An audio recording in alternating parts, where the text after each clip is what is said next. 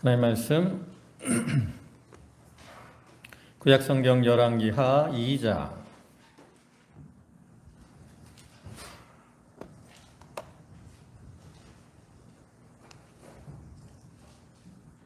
열왕기하 2장 7절입니다. 구약성경 페이지로는 562쪽. 열왕기하 2장 7절부터 14절까지 말씀입니다. 봉독하겠습니다. 선지자의 생도 50인이 가서 멀리 서서 바라보매 그 두 사람이 요단가에 섰더니 엘리야가 겉옷을 취하여 마라 물을 치매 물이 이리저리 갈라지고 두 사람이 육지 위로 건너더라. 건너매 엘리야가 엘리사에게 이르되 나를 내게서 취하시기 전에 내가 내게 어떻게 할 것을 구하라. 엘리사가 가로되 당신의 영감이 갑절이나 내게 있기를 구하나이다. 가로되 내가 어려운 일을 구하는도다. 그러나 나를 내게서 취하시는 것을 내가 보면 그 일이 내게 이루려니와 그렇지 않으면 이루지 아니하리라 하고 두 사람이 행하며 말하더니 호련히 불수레와 불말들이 두 사람을 격하고 엘리야가 회리바람을 타고 승천하더라. 엘리사가 보고 소리 지르되 내 아버지여 내 아버지여 이스라엘의 병거와 그 마병이여 하더니 다시 보이지 아니하는지라. 이에 엘리사가 자기 겉옷을 잡아 둘에 찢고 엘리야의 몸에서 떨어진 겉옷을 주워 가지고 돌아와서 요단 언덕에 서서 엘리야의 몸에서 떨어진 그 겉옷을 가지고 물을 치며 가로되 엘리야의 하나님 여호와는 어디 계시니까 하고 저도 물을 치매 물이 이리저리 갈라지고 엘리사가 건너니라. 아멘. 예, 할렐루야. 예, 지난 한 주간도 은혜 가운데 평안하셨습니까? 오늘도 이 시간 주님이 주시는 은혜와 축복이 모든 성도와 가정에 함께 하시기를 축원합니다. 예, 오늘은 열왕기하 2장 7절부터 거의 14절까지 말씀을 보셨는데 이 말씀을 통해서 능력의 겉옷을 입으라 라는 제목으로 함께 은혜를 나누고자 합니다. 우리가 지난 2주에 걸쳐서 하나님께서 우리 성도들에게 그 복음의 직분을 주신 것에 대해서 살펴봤어요. 그래서 복음을 위해서 달려가야 하는 그러한 직분을 주셨고 또 그리스도의 군사로서 선한 싸움을 싸워야 하는 그러한 직분을 주셨다라고 말씀을 드렸죠. 그래서 우리가 그러한 직분을 맡은 자로서 자기의 직분들을 잘 감당해 나가야 되는데, 그럼 이제 오늘은 그 말씀과 연관을 해서 우리가 어떻게 해야 그러한 복음의 직분을 잘 감당할 수 있을까? 이것을 생각을 해보고자 하는 거예요. 오늘 본문에 보면 구약시대 두 명의 선지자의 모습이 나타나 있습니다. 하나는 그 구약시대 선지자의 대표적인 인물인 엘리야고요. 그다음에 또 한 사람은 그의 후계자인 엘리사입니다. 이 두 명의 선지자가 활동하던 이스라엘은 극도로 타락한 이러한 시대였어요.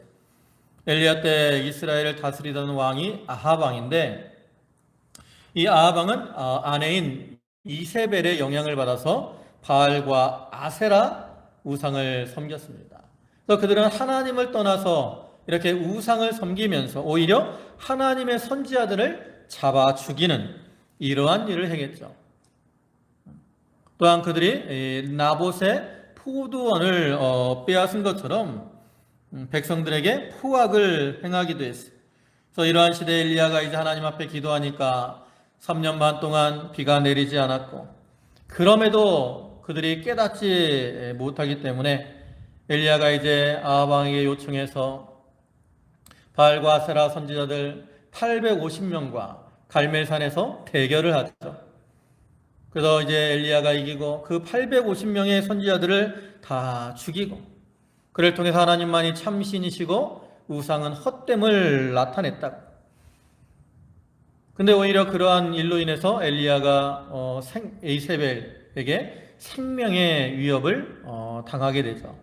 그래서 이제 이 엘리야가 그 이스라엘을 떠나서 남유다 부엘세바 지나서 이제 광야로 들어가서 로뎀나무 아래 누워가지고 죽기를 구하잖아요. 그때 하나님께서 이제 사자를 통해서 떡과 물을 주고, 그래서 그것을 힘입어서 이제 엘리야가 40주 40야를 걸어서 하나님의 산 호렙에 이르게 됩니다.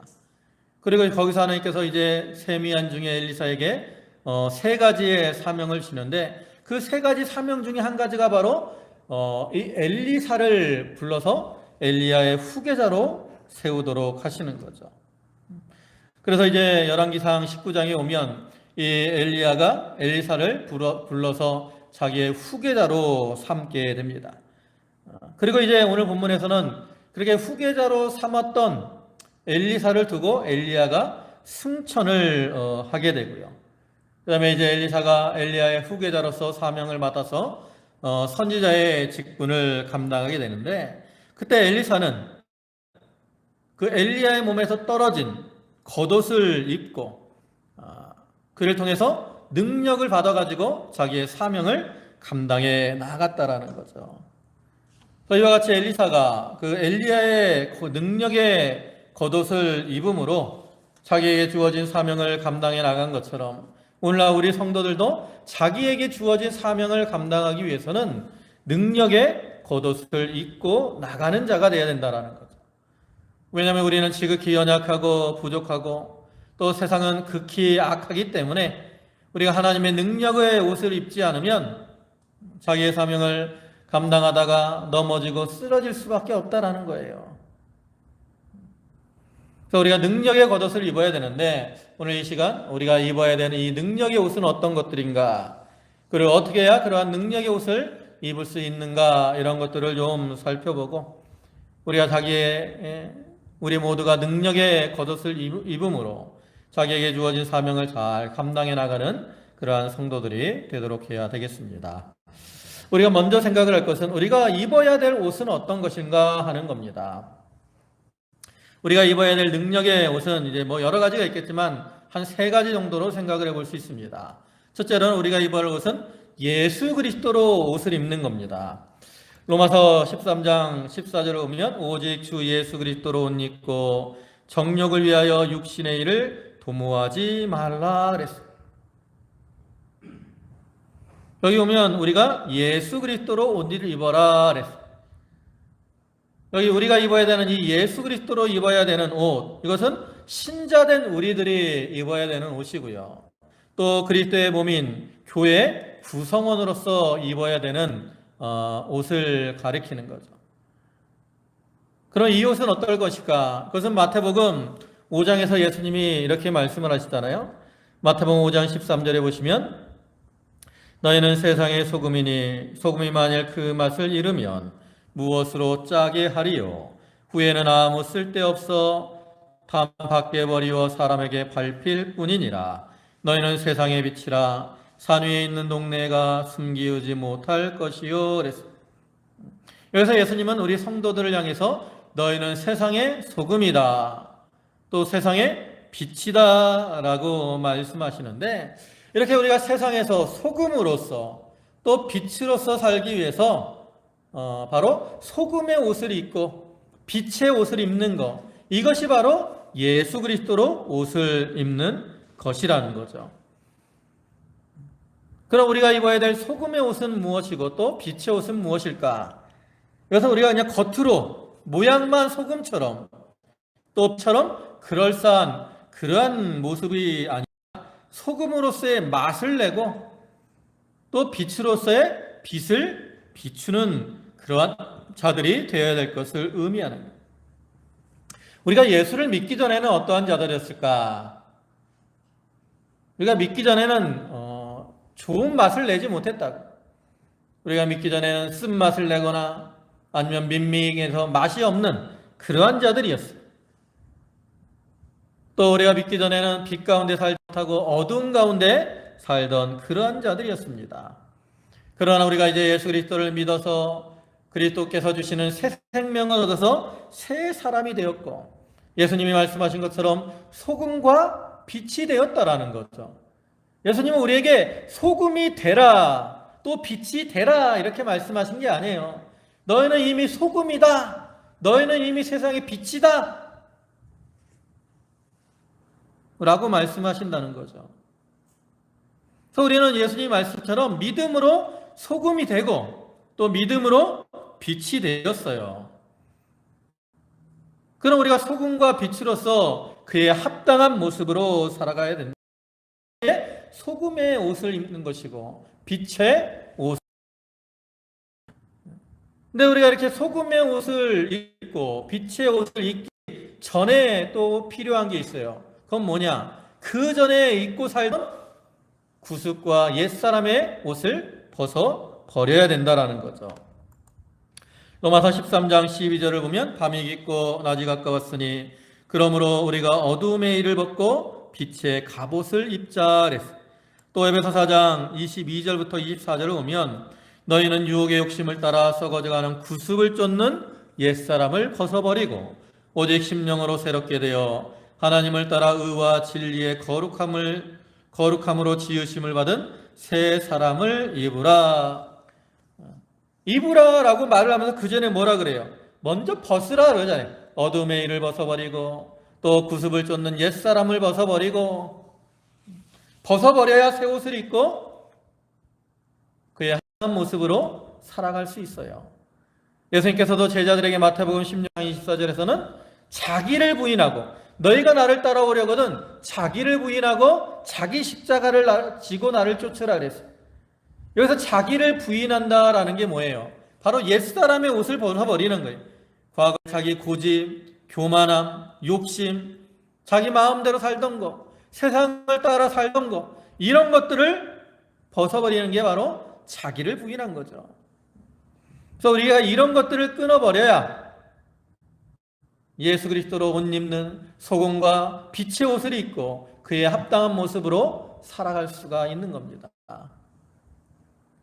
그 다음에 두 번째로 우리가 입어야 되는 옷은 뭐예요? 선지자의 옷인데 바로 사명의 겉옷을 입어야 됩니다.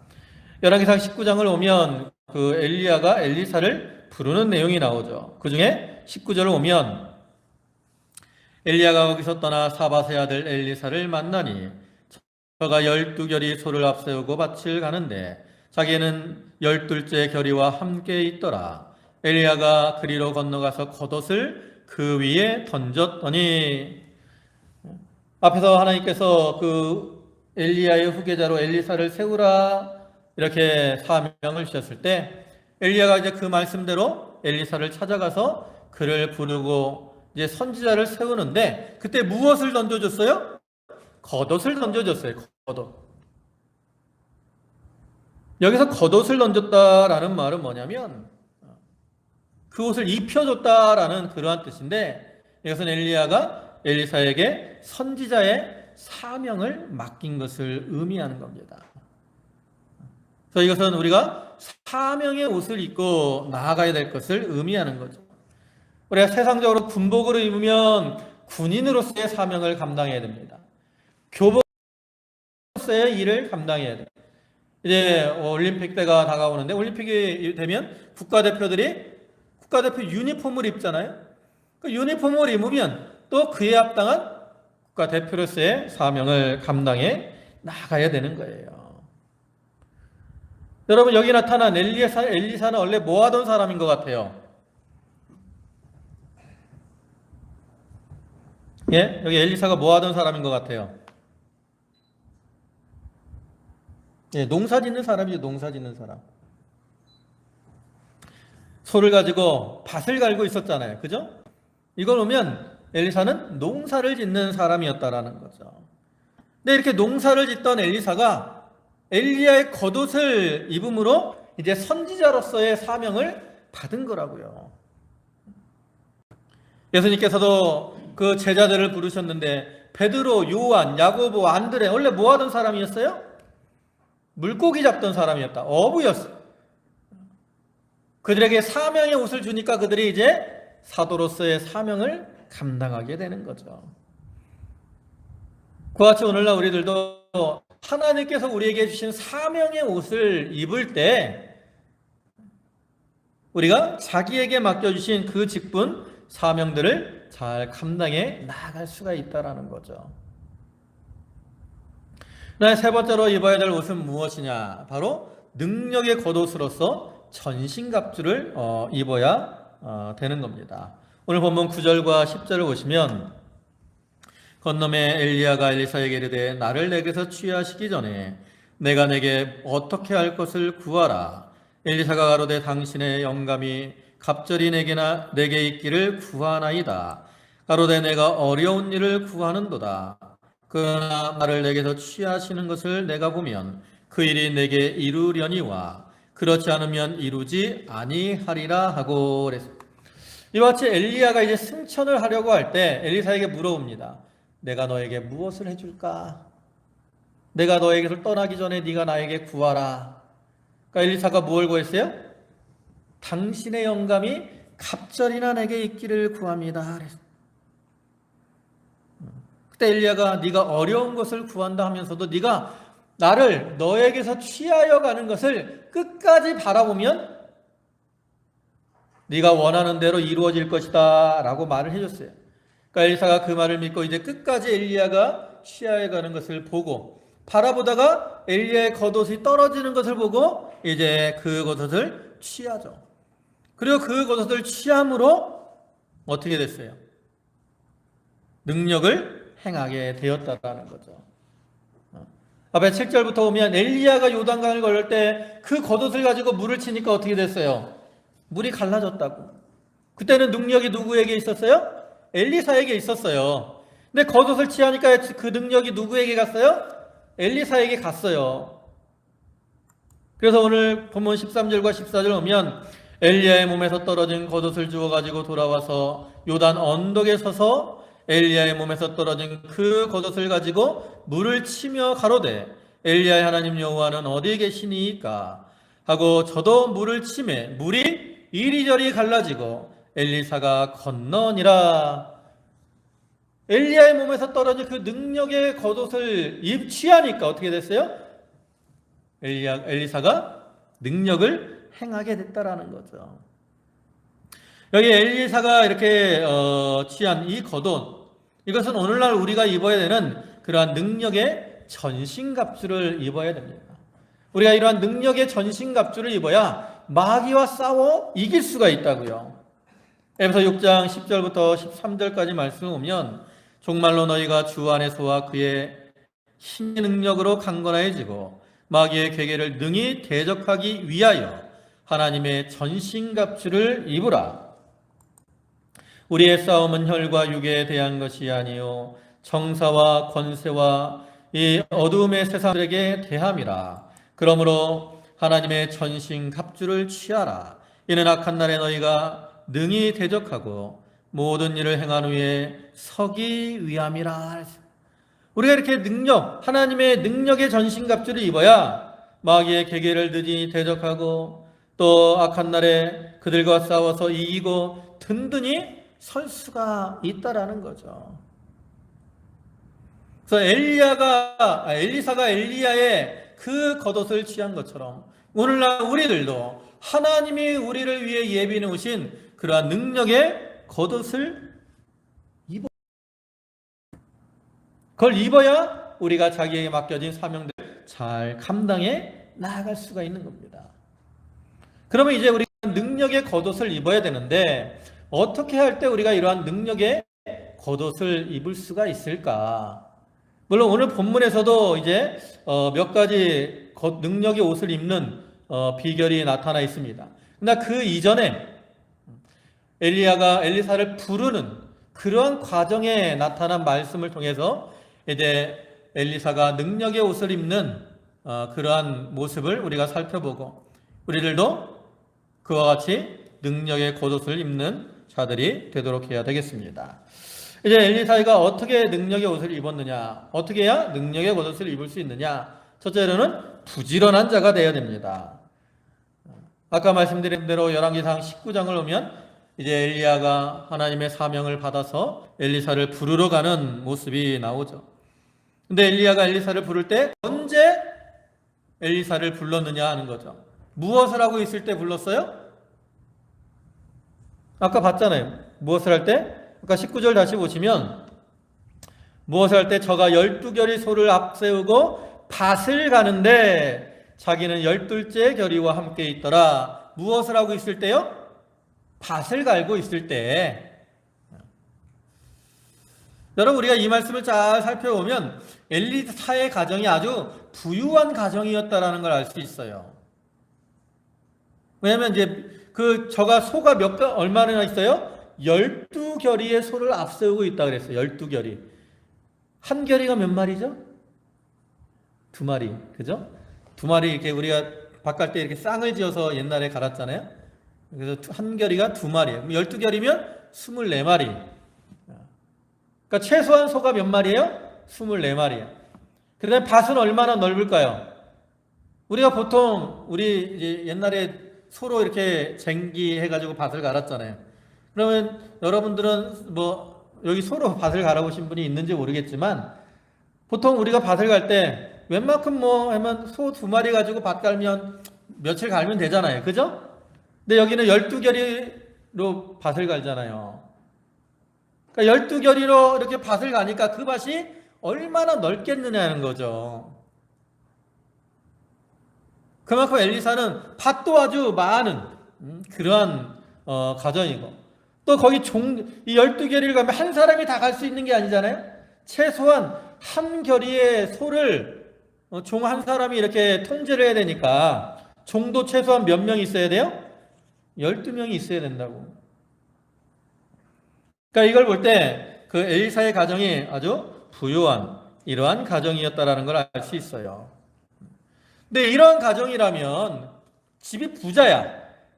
주인은 보통 종들에게 일을 시키고 자기는 그냥 일 안 하고 편히 쉴 수도 있을 거라는 거.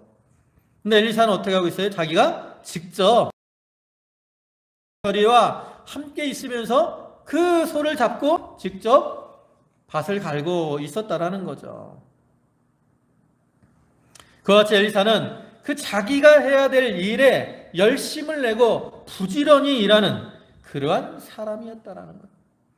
그래서 그러한 부지런한 사람을 하나님께서 부르시고 그에게 능력의 겉옷을 입히셔서 사명을 감당하게 하시는 거예요.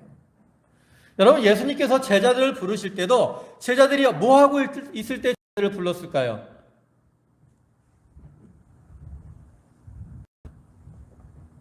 베드로와 안드레와 요한과 야고보가 예수님의 부르심을 받을 때 예수님이 그들이 뭐 하고 있을 때 불렀어요? 고기 잡고 있을 때 불렀다고.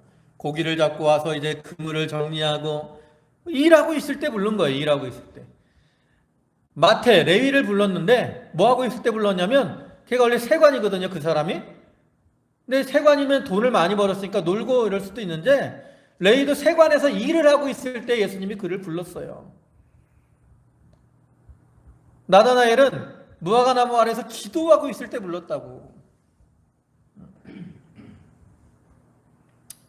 이와 같이 주님께서도 제자들을 부를 때 그냥 놀고 있는 사람들을 부른 게 아니라, 시간이 많은 사람들을 부른 게 아니라 자기 일에 부지런하고 열심하고 있는 그러한 자들을 부르시고 그들에게 사명을 주시고 능력을 주셔서 그 일을 감당하게 하셨다라는 거죠. 또 오늘 본문의 말씀을 보세요. 엘리야가 승천을 하잖아요. 근데 엘리야가 승천을 한다는 것을 엘리사와 엘리야만 알았을까? 아니에요. 우리가 이제 오늘 본문 이 열왕기하 2장 1절부터 쭉 보면 엘리야가 이제 엘리사와 함께 길갈에서 베델에서 여리고로, 여리고에서 요단으로 가잖아요. 그때마다 선지 생도들이 있었다고. 그들이 엘리사에게 그래요. 오늘날 하나님께서 너희 선생님을 하는 걸 아느냐?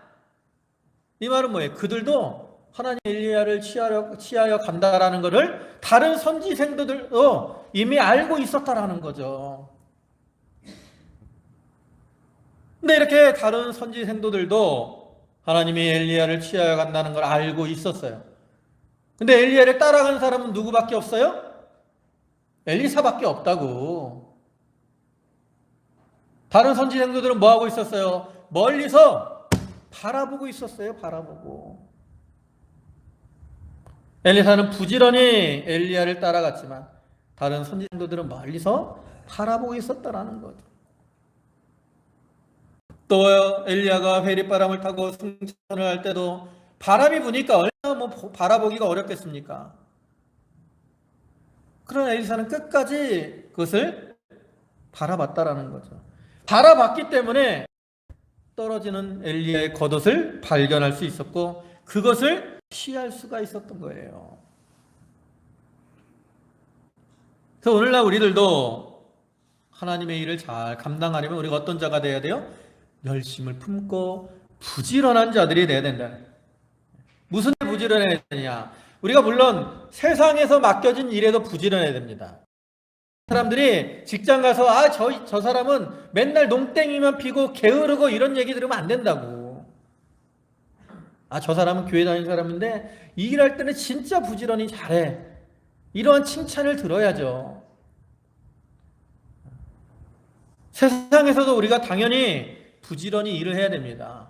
그뿐만 아니라 우리가 영적으로도 예배하는 일이나 기도하는 일이나 찬양하는 일이나 전도하는 일, 이러한 모든 일에 열심을 내야 돼요. 고린도전서 12장 11절을 보면 부지런하여 게으르지 말고 열심을 품고 주를 섬겨라 그랬어요. 열심을 품고 주를 섬기는 자, 그들의 능력의 옷을 입을 수 있는 겁니다. 그 다음에 두 번째는 어떤 자들이 능력의 옷을 입을 수 있느냐? 신앙의 결단을 가지고 나가는 자들입니다. 앞에서 보신 열왕기상 19장을 보면 엘리사가 엘리야에게 부름을 받습니다. 그 부름을 받았을 때 엘리사는 어떻게 행동을 합니까? 엘리야에게 당신 먼저 가겠어요. 내가 나중에 따라가겠습니다. 이렇게 말을 합니까? 아니죠. 엘리사는 부모와 작별을 하고 엘리야를 따라가게 됩니다. 보면 19장 열왕기상 19장 20절과 21절 보면 저가 소를 버리고 엘리야에게로 달려가서 이르되 청컨대 나로 내 부모와 입맞추게 하소서. 그리한 후에 내가 당신을 따르리이다. 엘리야가 저에게 이르되 돌아가라. 내가 내게 어떻게 행하였느냐 하니라. 엘리사가 저를 떠나 돌아가서 소 한 겨리를 취하여 잡고 소의 기구를 불살라 그 고기를 삶아 백성에게 주어 먹게 하고 일어나 가서 엘리야를 쫓으며 수종 들었더라. 그는 엘리야의 부름을 받았을 때 결단을 하고 부모와 입맞추고 엘리야를 따라갑니다. 자기의 재산, 부모, 모든 물질, 소, 밭, 종 이런 거 다 버려두고 주님을 따라가는 거예요. 부모와 입맞추는 것도 이제 부모와 작별하는 것이고, 여기 소 한 겨리를 잡아서 그것으로 이제 그 백성들에게 나눠줬다 그랬는데 이것도 이제 그들과 작별의 인사를 하는 거예요. 나는 이제 하나님의 부르심을 받아서 엘리야 선지자를 따라갑니다.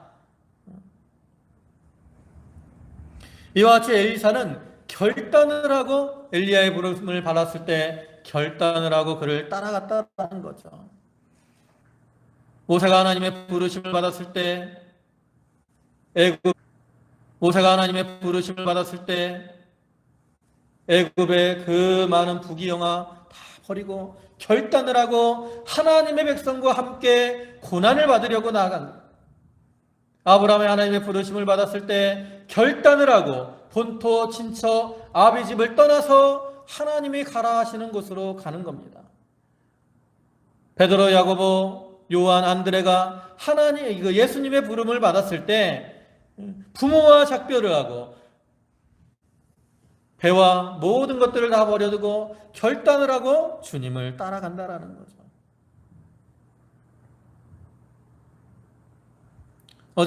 그저께 이제 그 노방규 목사님이 소천을 하셨어요. 일단 광고 보면 아시겠지만.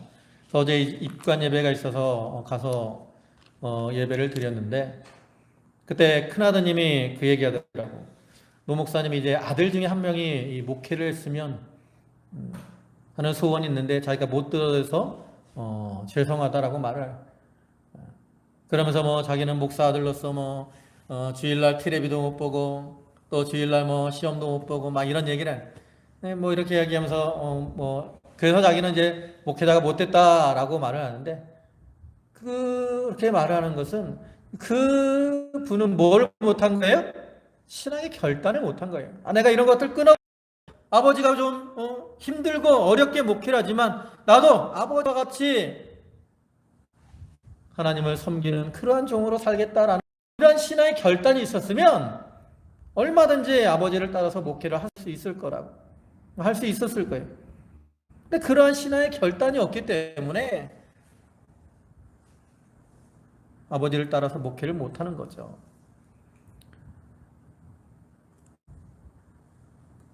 우리가 요한계시록 2장과 3장을 보면 소아시아 7교회에 보내는 편지가 나오잖아요. 거기 내용들을 보면 다 이렇게 그들에게 칭찬도 하고 책망도 하지만 그 다음에 그들에게 권고하는 말이 나와요. 이기는 자가 되라. 이거는 그들에게 신앙의 결단을 요구하는 겁니다. 그래서 오늘날에도 하나님 우리에게 신앙의 결단을 요구하고 계시는 거예요.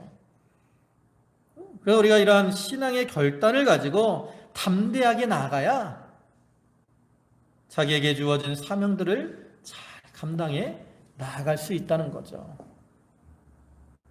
그 다음에 세 번째로는 어떤 자가 되어야 되느냐? 용기 있는 자가 되어야 됩니다. 엘리사가 엘리야의 부름을 받아서 나아가는데 앞에서 제가 초반에 말씀드렸던 것처럼 엘리야와 엘리사가 활동하던 그 시기에 이스라엘은 어떤 나라라 그랬어요? 아주 극도로 타락한 때라 그랬잖아요.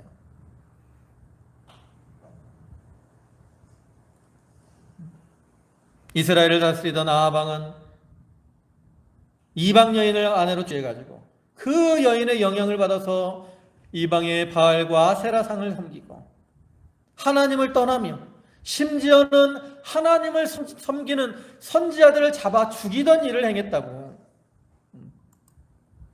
거기 열왕기상 18장 4절 보면 뭐라 그래? 이세벨이 여호와의 선지자들을 멸할 때 이세벨이 뭐 하고 있어요? 여호와의 선지자들을 죽이고 있어요. 또 열왕기상 19장 10절에 보면 이는 이스라엘 자손이 주의 언약을 버리고 주의 단을 헐며 칼로 주의 선지자들을 죽였음이오며 오직 나만 남았거늘. 엘리야가 이렇게 고백을 하는 것처럼 하나님의 종들을 많이 핍박하고 죽이는 그러한 일들을 행했다라는 거죠. 하나님이 엘리야를 통해서 이스라엘에 3년 반의 기근이 임하는 재앙을 내리게 하시고 갈멜산에서 하나님의 불이 내려와서 재물을 사르고 바알과 아세라 선지자 850명을 죽이는 이러한 일을 행했지만 아합과 이세벨은 회개하지 않고 오히려 엘리야 선지자를 죽이려고 하는 이러한 일까지도 행했다고. 그래서 이러한 시대에 이 엘리사가 엘리야를 따라가서 선지자가 된다는 것은 무엇을 각오하지 않으면 감당할 수가 없는 일이겠습니까? 생명을 내어놓고 죽음을 각오하지 않으면 감당할 수가 없는 일이라는 거죠. 그래서 보통 엘리야가 거듭되면서 나를 따라오라 할 때 용기가 없으면 내가 어떻게 따라갑니까? 나는 못합니다. 거절을 할 수도 있다고. 그러나 엘리야는 어떻게 해요? 엘리사는 엘리야가 자기를 불렀을 때 그걸 각오하고 용기를 가지고 모든 것을 버려두고 엘리야를 따라갔다라는 거죠. 이와 같이 신앙의 용기를 가지고 담대하게 나아가는 자, 이러한 자를 기뻐하시고 그들에게 능력의 옷을 입혀주시는 겁니다. 우리가 용기를 가지고 있느냐, 용기를 가지고 있지 않느냐에 따라서 그 사람들의 나타나는 모습이 다른 것을 성경에서 이제 좀 찾아볼 수 있습니다. 우리가 이제 그 사복음서를 보면 예수님이 이제 병든 자들을 고쳐주는 내용들이 좀 많이 나오거든요. 그 중에 병의 고침을 받았을 때 나타나는 그 모습이 있는데, 대표적인 모습이 이제 요한복음 5장에 오면 그 베데스다 연못에서 38년 된 병자를 고쳐주는 모습이 나옵니다. 그때 이제 예수님께서 그 38년 된 병자에게 내 침상을 가지고 가라 그래. 그래서 그 사람이 병 고침을 가지고 침상을 가지고 가거든요. 근데 그날이 무슨 날이랬냐면 안식일이었어요. 그러니까 바리새인들이 그 병자를 보고 뭐라, 네가 왜 안식일에 침상을 가지고 가느냐라고 책망을 한다고. 그러니까 이 사람이 뭐라고 변명을 하냐면, 나를 고쳐준 사람이 침상을 가지고 가라고 해서 내가 이것을 들고 갑니다. 그러니까 그 사람들이 다시 묻죠. 너를 고쳐준 사람이 누구냐? 그러니까 그 사람이 처음에 예수님인지 몰랐기 때문에 누군지 모른다 그랬다가 나중에 이제 다시 예수님을 만났고, 저 사람이 나를 고쳤습니다라고 바리새인들에게 말을 하고, 그래서 예수님이 핍박을 당하게 된다. 이 사람은 용기가 있는 사람일까요? 없는 사람일까요? 없는 사람이에요.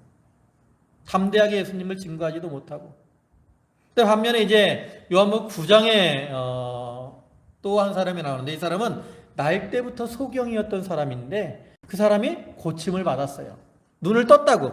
그러니까 사람들이 보고 저 사람이 누구야? 저 사람이 그 날 때부터 소경이었던 사람이 아니야? 막 서로 논쟁을 하는 거예요.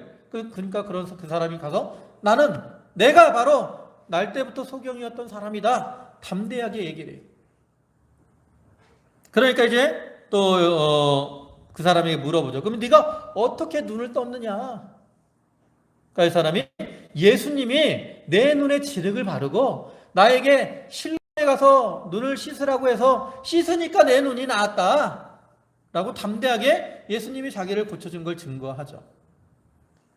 그러니까 또 바리새인들이 물어요. 너는 그 사람을 어떠한 사람이라고 생각을 하느냐? 그러니까 이 사람이 담대하게, 나는 그분이 선지자라고 생각을 합니다 라고 담대하게 예수님을 증거한다라는 거죠.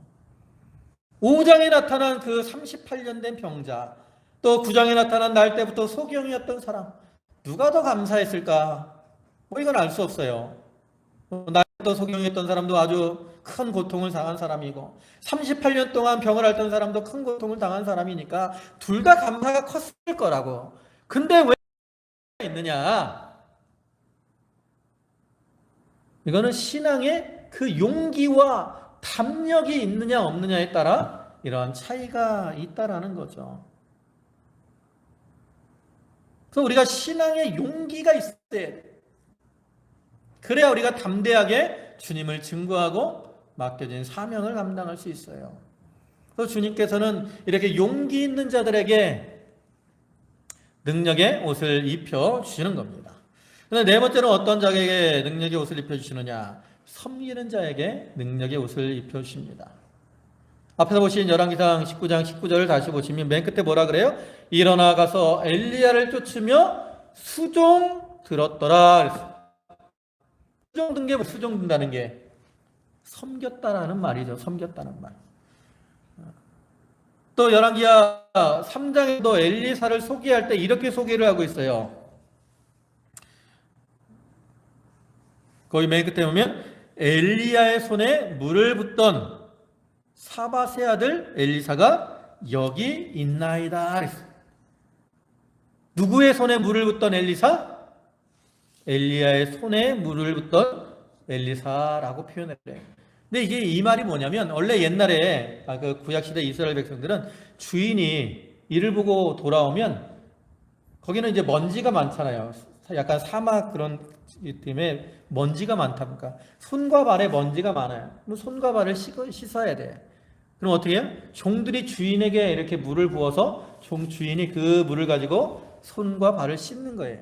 그러니까 엘리야의 손에 물을 붓는다는 것은 바로 종의 자리에서 엘리사가 엘리야를 섬긴 것을 의미하는 거죠.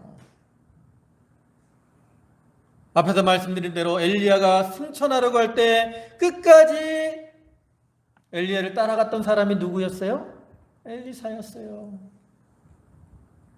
이러한 모습에서 엘리사는 엘리야를 아주 종과 같이 또 제자로서 극진히 섬기는 이러한 사람이었다라는 것을 할 수 있죠. 그래서 이렇게 극진히 섬기는 그러한 자였기 때문에 하나님께서 그에게 능력의 옷을 입혀주시는 겁니다. 그래서 오늘날 우리들도 하나님의 종으로서 우리가 하나님을 섬기고 또 하나님의 백성들을 섬기고 교회를 섬기며 헌신하는 삶을 살 때 자들을 기뻐하시고 그러한 자들에게 능력의 옷을 입혀주시는 거예요. 그래서 우리는 섬기는 자들이 되어야 되는 거고요. 그다음에 마지막으로 어떤 자들에게 능력의 옷을 입혀주시느냐? 마지막으로는 영적 욕심을 가진 자, 다시 말해서 사모하는 마음으로 행하는 자에게 능력의 옷을 입혀주십니다. 성경에서는 우리가 욕심을 버리라고 말을 해요. 근데 이것은 우리가 버려야 될 욕심은 육신적인 욕심이죠. 육신적으로는 욕심을 어떻게 해야 돼? 갖지 말아야 돼. 버려야 됩니다. 야고보 1장 15절 보면 욕심이 잉태한 즉 죄를 낳는다 그랬어요. 이 말은 뭐예요? 욕심을 버려야 된다라는 거죠. 또 마가복음 4장 19절에서는 여기 욕심이 들어서 말씀을 박아 결실지 못한다 그랬어요. 그러니까 우리가 결실하려면 뭘 버려야 돼? 욕심을 버려야 돼요. 같이 이 말씀들은 우리가 욕심을 버리고 살아야 될 것을 의미하는 건데 우리가 버려야 될 욕심은 어떤 거예요? 육신의 욕심이라는 거죠. 그리고 우리는 영적인 그러한 욕심을 가지고 살아야 됩니다. 오늘 본문에서 보면 엘리야가 승천하기 전에 엘리사에게 뭐라고 물어봐요? 내가 너에게 무엇을 원하느냐? 내가 너에게 무엇을 해줄꼬? 네가 구해라. 그때 엘리사가 뭘 구했어요? 오늘 본문 9장을 보면 엘리사가 가로되 당신의 영감이 갑절이나 내게 있기를 구하나이다. 무엇을 구했어요? 영감을 구하는데 얼만큼? 갑절이나. 아니 스승보다 영감이 갑절이나 있기를 원한다는 거 얼마나 욕심 있는 모습입니까? 그죠? 근데 이러한 욕심은 자기를 위한 욕심이냐? 아니라는 거죠. 이러한 영적 욕심은 자기가 잘 되기를 원한 욕심이 아니에요. 이러한 욕심은 모두가 하나님의 나라와 하나님의 백성들을 위한 욕심이라는 거죠. 엘리야가 승천하고 엘리사가 후계자로서의 사명을 감당해야 되는데 자기는 엘리야보다 능력이 부족하고 또 세대는 더 악하기 때문에 갑절의 영감이 없으면 사명을 감당할 수가 없다라는 거죠. 그래서 엘리사는 자기가 이 사명을 잘 감당하기 위해서 갑절의 영감을 구하고 있는 거예요. 시편 107편 9절에 오면 저가 사모하는 영혼을 만족해 하시며 줄인 영혼에게 좋은 곳으로 주신다 그랬어요. 사모하는 마음, 이게 바로 영적 욕심을 가지고 나가는 자예요. 하나님은 그러한 자들에게 능력의 겉옷을 입혀주시는 겁니다. 이제 말씀을 마무리하겠습니다. 하나님께서는 우리에게 복음의 귀한 직분을 맡기셨고 우리가 그 사명을 감당하라고 우리를 이제 권고하시는데 우리가 감당하려고 하니까 너무나도 부족해요. 연약합니다. 그래서 우리는 무엇을 입어야 되겠어요? 능력의 겉옷을 입어야 됩니다. 세상에서도 우리가 어떠한 옷을 입느냐에 따라 그 사람의 신분이 달라지기도 하죠. 군복을 입으면 군인이 되고 교복을 입으면 학생이 되고 또 법복을 입으면 법관이 되는 거예요. 그래서 사람들이 세상에서도 참 좋은 옷을 입으려고 하잖아요. 그러나 우리는 세상적으로 좋은 옷보다 이렇게 영적으로 더 좋은 능력의 옷을 입기를 사모해야 되겠습니다. 그리고 오늘 말씀을 통해 살펴본 것처럼 그러한 능력의 옷을 입기 위하여 열심 있는 자가 되고 신앙의 결단을 하고 나가는 자가 되고 믿음의 용기를 가지고 또 섬기기를 잘하며 영적 욕심, 사모하는 마음을 가지고 나가는 자들이 되어야 되겠습니다. 우리 모든 성도들이 이러한 자들이 되어서 하나님이 주시는 능력의 겉옷을 입고 자기에게 맡겨진 모든 사명들을 잘 감당함으로 하나님의 뜻을 이루고 하나님 앞에 잘하였도다 착하고 충성된 종이라고 칭찬받는, 상급받는 그러한 성도들이 다 되시기를 주님의 이름으로 축원합니다. 아멘. 기도하시겠습니다.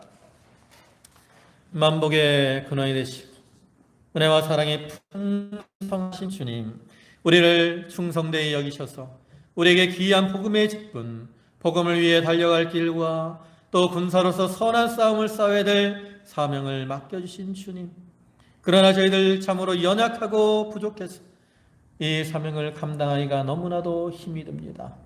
아버지 하나님, 저희가 이러한 사명을 잘 감당하기 위하여 하나님이 우리를 위해 예비해 놓으신 능력의 겉옷을 입게 하여 주시옵소서. 아버지 하나님, 그리고 이러한 능력의 겉옷을 입는 자가 되기 위해서 부지런히 일을 하며 또 신앙의 결단을 가지고 용기를 가지고 섬기기를 잘하며 또 사모하는 마음으로 행하는 그러한 성도들 되게 하여 주시옵소서. 그래야 하나님이 우리에게 주신 그 능력의 옷을 입고 맡겨진 사명들을 잘 감당하며 그를 통해서 하나님의 뜻을 이루는 성도들이 되게 하여 주시옵소서. 아버지 하나님, 오늘도 귀한 주일을 허락하시고 저희를 불러주셨음에 감사를 드립니다. 저희 성도들 감사함으로 하나님 앞에 각기 예물들을 드렸사오니 그 바치는 손길과 심령의 은총을 더하시고 복의 복으로 저들에게 충만케 채워 주시옵소서. 모든 말씀 예수님의 이름으로 기도 올리옵나이다. 아멘.